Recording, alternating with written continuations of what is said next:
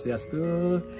Ya, jadi saya akan jelaskan bagaimana tahapan dari siklus hidup manusia Bali atau samsara itu sendiri. Nah, sebagaimana tadi saya sampaikan bahwa di samsara ini concern kita tidak lagi semata-mata menyampaikan sisi filosofis gitu ya, atau hal-hal yang mungkin relatif puitis, abstrak, tetapi sudah mencoba untuk mengconnecting sisi tadi filosofis yang semuanya kami ambil literasinya dari manuskrip ya. Jadi ini masih tulisan Sanskerta ya. Sanskerta, sebagian sudah Jawa kuno gitu ya. Sebagian lagi bahasa Bali. Semua literasi narasi yang kita tampilkan di sini bersumber secara otentik dari literasi ini. Nah, hanya tadi saya sudah sampaikan kita tidak semata-mata di aspek itu. Kenapa? Karena problemnya ketika anak muda sekarang mereka disuguhi begitu rupa hal-hal yang mungkin menurut mereka boring ya, tidak relate sama hidupnya. Itu sulit banget ngajak. Jadi kita udah memahami banget gitu. Nah, sehingga yang kami coba ambil angle-nya adalah aktualisasinya atau relevansinya dengan hidup mereka hari ini. Ternyata ini masih sangat relate gitu ya. Masih sangat relate. Satu dari sisi konten atau technical.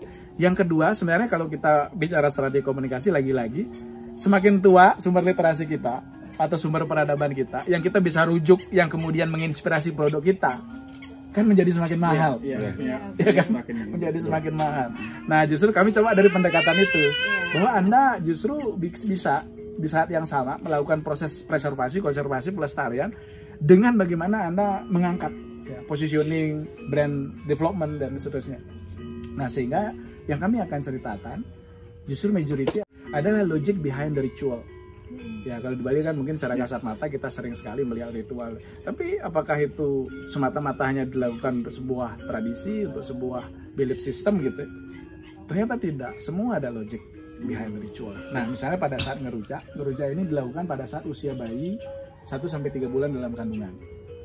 Kalau secara filosofi, lagi-lagi di sini tinggal dibaca gitu ya. Tapi yang kami sampaikan adalah logiknya bahwa yang dilakukan pada saat prosesi ngeruja ini yang membuat rujak.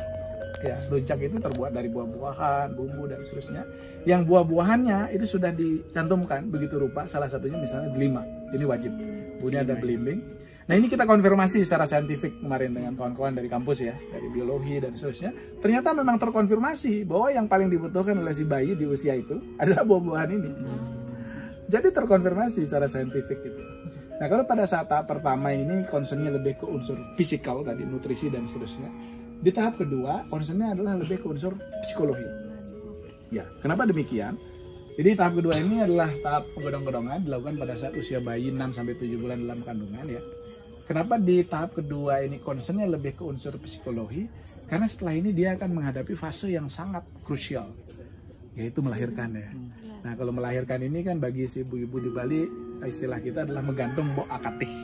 Menggantung itu artinya tergantung pada hanya satu helai rambut gitu ya.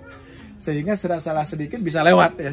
Bisa celaka lah, bisa wafat dan sebagainya. Nah, sehingga di tahap 6-7 bulan dalam kandungan ini diperkuat dulu tandem suami istri ini. Ya, komitmennya, kemudian diharmonisasi dan seterusnya untuk kemudian dia siap menghadapi fase yang sangat krusial ini. Nah, di Bali pada saat bayi lahir ya, lalu dia hari-harinya ditanam ya.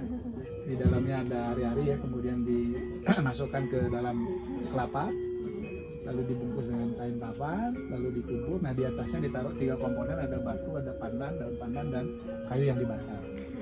Nah, kayu yang dibakar ini sebenarnya simbolisasi dari kremasi, yaitu kita percaya bahwa semua ini harus dirilis gitu, harus dikembalikan lagi. Kalau dalam diri kita ada 5 komponen yang namanya Panca Mahabhuta ya. Ada komponen api, ada air, ada tanah, ada angin dan seterusnya. Nah, ini yang harus dia dikembalikan lagi ke Buana Agung, ke alam semesta. Yang komponennya juga sama. Jadi Sustainable Development Principle ya, zero waste dan seterusnya ini sebenarnya sudah kita miliki sejak dulu. Semua harus dirilis. Oke, jadi itu di tahap ketiga. Lalu setelah itu di usia bayi 1-2 minggu ya. Bisa lebih cepat, bisa agak lama. Nah, ini sisa plasenta yang mengering, ini lepas. Ya, saya yakin ibu-ibu lesbian sudah tahu. Nah, pada saat lepas kita ada ritual namanya kepes wendel. Nah, kepes itu lepas, wendel itu pudel gitu ya, apa namanya, plasenta, sisa plasenta. Lalu setelah itu masuk ke fase ke-6 namanya opagrare. Opagrare ini dilakukan pada saat usia bayi setelah lahir 12 hari. Nah, kalau secara logik menurut kami adalah si bayi panca inderanya pada saat usia ini dia mulai bekerja dengan baik. Jadi indera pendengar mulai mendengar dengan jelas, mata juga melihat dengan jelas, mencium dengan baik, hidung gitu ya. Sehingga pada saat usia ini dia harus diasup sebanyak mungkin konten positif dalam otaknya. Itu berhubungan nanti dengan pembentukan sarafnya gitu ya, kemudian daya pikirnya dan seterusnya. Nah, makanya banyak diperdengarkan kakawin. Itu kan kakawin secara sederhana mungkin lagu biasa, tapi sebenarnya dia ketika dikonfirmasi lagi-lagi tadi secara saintifik, dia memang melahirkan frekuensi nada di level yang dibutuhkan untuk proses menenangkan pikiran ya dan seterusnya. Oke, kurang lebih seperti itu. Lalu tahap ke-6 namanya ngeles kambuh, dilakukan biasanya di usia 42 hari kalender atau Masehi atau 1 bulan 7 hari Bali ya, karena umur bulan Bali itu 35 hari. Nah, yang ditulis oleh beliau ini adalah kelahiran kita. Jadi setiap kelahiran kita ditulis. Misalnya seperti saya, sanes cara wage dukut, sanes cara itu sabdu, wage itu hitungan 5-nya, manes paing pon wage kliwon, dukut itu wukunya, wuku itu ada 30 series, yang setiap seriesnya berganti setiap minggu ya. Sintu landap, ukir, kelantir, dulu, gumrek, dan seterusnya.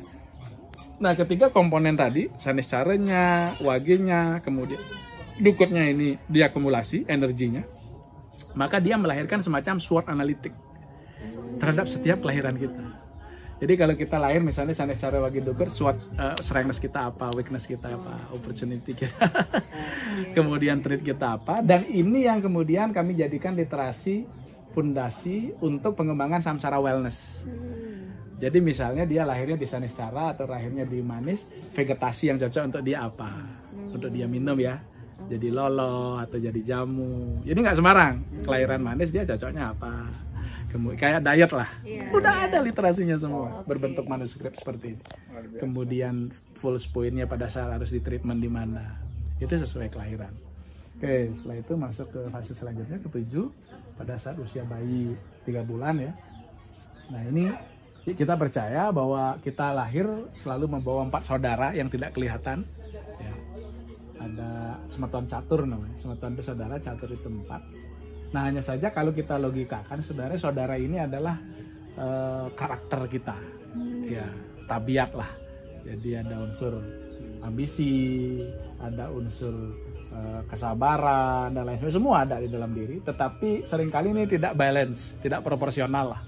Nggak boleh juga sebenarnya kita tidak punya ambisi kan gitu ya. Tapi ketika dia berlebihan kemudian bisa menjadi masalah. Nah, ini di balancing dia. Di balancing. Oke, setelah itu masuk ke fase ke-8 6 bulanin. Kalau di Bali pada saat ini baru pertama kali diperkenankan menyentuh tanah. Ya, jadi kalau sebelumnya sama sekali tidak boleh. Apakah dia tempat tidur atau di lantai sekalipun tapi ditaruh alas. Nah, kalau secara logik menurut kita adalah karena si bayi di usia ini baru dia relatif survive terhadap lingkungan, bakteri, kuman dan seterusnya ya. Sehingga tadi saya cerita bahwa di Bali itu banyak sekali unsur logik ini dikawinkan dengan belief system, maka cenderung dia tidak ada generasi yang abai. Sehingga diuntungkanlah si bayi ini gitu ya. Jadi memang betul-betul si orang tua itu protektif, mungkin bukan karena pengetahuan logiknya, tapi karena dia merasa percaya gitu bahwa ini nggak boleh gitu. Ya. Ya, di usia yang sama atau di hari yang sama biasanya dilakukan pemotongan rambut pertama kali, namanya memotong rambut. Lalu setelah itu pada saat pertama kali lepas gigi ada namanya mopetus ya. Lalu setelah itu naik dewasa, akil balik atau pertama kali menstruasi, ada namanya menaik kelih, menaik itu naik, kelih itu dewasa. Nah, pada saat seseorang menaik kelih, maka dia sudah punya tiket untuk masuk ke fase potong gigi. Ya, mungkin ini agak familiar ya, metapah. Ini dilakukan pada saat sudah dewasa. Nah, dipotong gigi ini sekalipun adalah simbolis dari kita menanggalkan 6 sifat negatif yang ada dalam diri kita. Sehingga yang dikikir atau dipotong itu 6 gigi bagian atas. Ya, 4 gigi seri dan 2 gigi taring ya. Itu alatnya kurang lebih seperti ini ya. Jadi dipakai kikir. 6 sifat diantaranya ya ada kamu itu lust atau desire gitu ya, lobe itu greed, rode itu anger dan seterusnya. Nah, ini yang dirilis, dan ketika seseorang sudah melalui fase harmonisasi, penyucian, pendewasaan melalui metata ini, maka dia dianggap siap untuk pawiwahan atau perkawinan. Nah, jadi setelah dianggap dewasa, dia kemudian siap mengarungi bahtera rumah tangga ya. Nah, di antara fase ini ke sini ini sebenarnya banyak ritual. Hanya saja dia sifatnya opsional. Nah, sehingga kalau kita mau hitung yang basic saja, yang mas gitu ya, itu ada 14 tahap siklus hidup manusia Bali. Yang sampai hari ini atau sebelum kita inisiasi samsara itu tidak pernah kita hitung dengan rigid. Kita lakukan saja kalau di Bali gitu ya. Nah, sementara menurut kami ini sangat menarik sebenarnya untuk disistematisasi ya, digali literasinya, diterjemahkan, dikomunikasikan dan seterusnya. Singkat cerita lalu uzur gitu ya, berpulang. Nah, maka kita melakukan proses ngaben ini mungkin agak familiar. Ini sebenarnya sama seperti prinsip tahap ketiga tadi, kremasi. Ini mengembalikan unsur panca mahabhuta dalam diri, ya, api, air, tanah, angin dan seterusnya kepada alam. Ya, 5 itu. Ya, udara, api, angin, air, tanah. Nah, pada saat ini dilakukan, si badan kasar kita sudah anggap rilis kembali. Tetapi rohnya kita menganggap belum sepenuhnya suci. Maka adalah tahap terakhir, penyucian puncak daripada roh leluhur, itu namanya Atma Wedana. Ya, ini prosesi luar biasa, bisa 1 tahun ya, dengan membangun tempat khusus, melibatkan puluhan ribu orang dan seterusnya. Nah, ini dilakukan pada saat tadi setelah upacara ngaben. Bagi yang dalam proses hidupnya dianggap sudah cukup gitu ya, tabungan positifnya, maka beliau berhak untuk menyatu dengan Tuhan. Ya, namanya Moksartam Jagadita ya Caiti Dharma. Itu adalah tujuan puncak daripada manusia Bali. Tapi bagi yang masih ada 1-2 bolong-bolong gitu ya, yang belum perfect, maka diberikan kesempatan lagi untuk lahir, untuk memperbaiki. Nah, proses lahir, hidup, mati inilah namanya samsara.